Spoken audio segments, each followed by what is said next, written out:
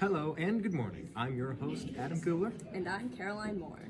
And welcome back to Channel 3 NNBC, your local source for Northwestern news. And boy, do we have a report for you today.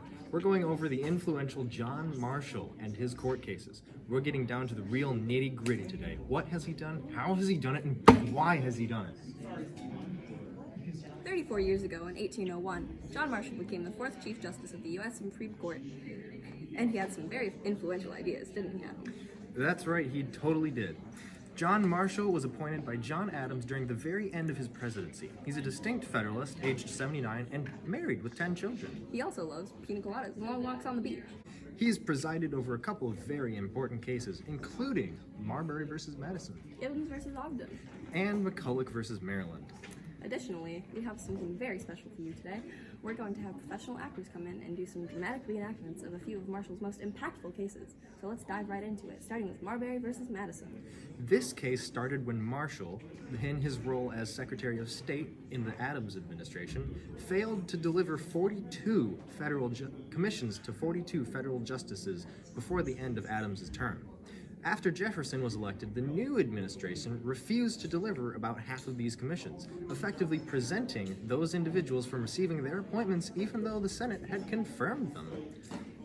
William Marbury, a justice of the peace, decided to challenge the Jefferson administration to get his judicial commission delivered. Marbury filed suit against the Secretary of State, James Madison. The Supreme Court agreed to hear the case of Marbury versus Madison in 1803. Order in the court. The government is becoming too powerful. Where are my commissions at? Okay, well, what are we going to do about that? How about if the judicial branch can check the others? You know, I like that, but how? Order. Thank you. It is emphatically the province and duty of the judicial department to say what the law is. With this, I charge the federal law unconstitutional. I am declaring the Judiciary Act of 1789 unconstitutional. Court adjourned. So was passed the concept of judicial review. Hear, hear. The Judiciary Act of 1789 prevented the court from having original jurisdiction over the case, even while simultaneously holding that Madison had violated the law. Awesome. Now, moving along, we have McCulloch versus Maryland. Congress recently established the Second National Bank in order to regulate the country's money supply and provide loans to the federal government and businesses. The state of Maryland was upset. Being upset seems to be a theme here. And imposed a tax on the National Bank. But, oh, here comes James McCulloch, the manager of the National Bank's branch in Baltimore, and he refused to pay this tax. Don't tax your dad, kids. The National Bank is illegal. No, it isn't. They have implied powers under necessary and proper clause. Well, then I should be able to tax them. Order in the court. Historical practice has shown that Congress holds the power to create the bank. The Constitution may not enumerate a power to create a central bank, but it does say that it is not dispositive as to Congress's power to establish such an institution.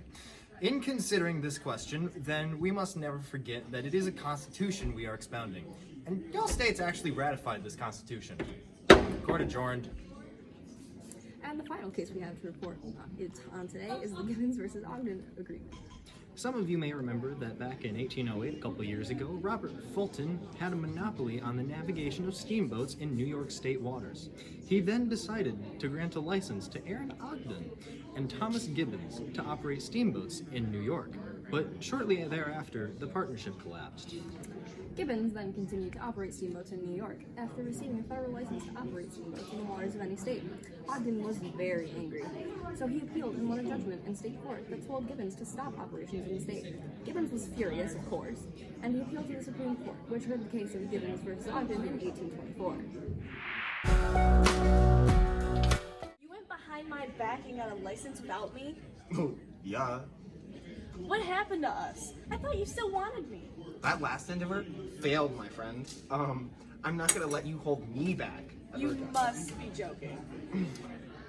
Well, the U.S. Constitution gives the Congress our sole power over the interstate commerce. Order in the court. No. I said order. Navigation is a form of converse, and because New York's monopoly conflicts with a federal license, we, the court, will strike down said monopoly. Additionally, this Commerce Clause of the Constitution grants the federal government the power to determine how interstate commerce is conducted. Hear, hear! A wonderful blow to monopolies and keeping order in trade.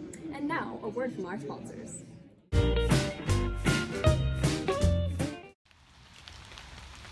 Oh, my back!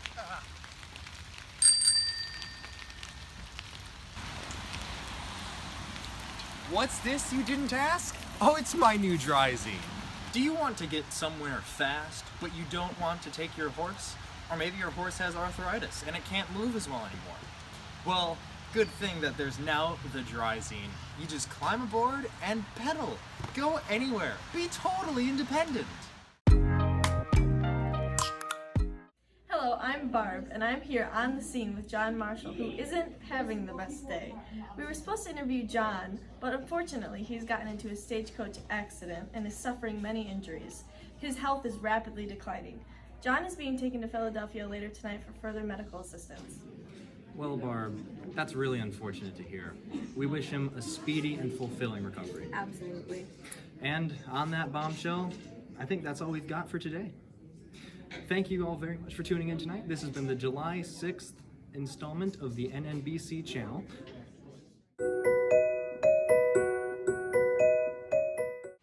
Breaking news. John Marshall has died. We offer our deepest condolences to his family and friends.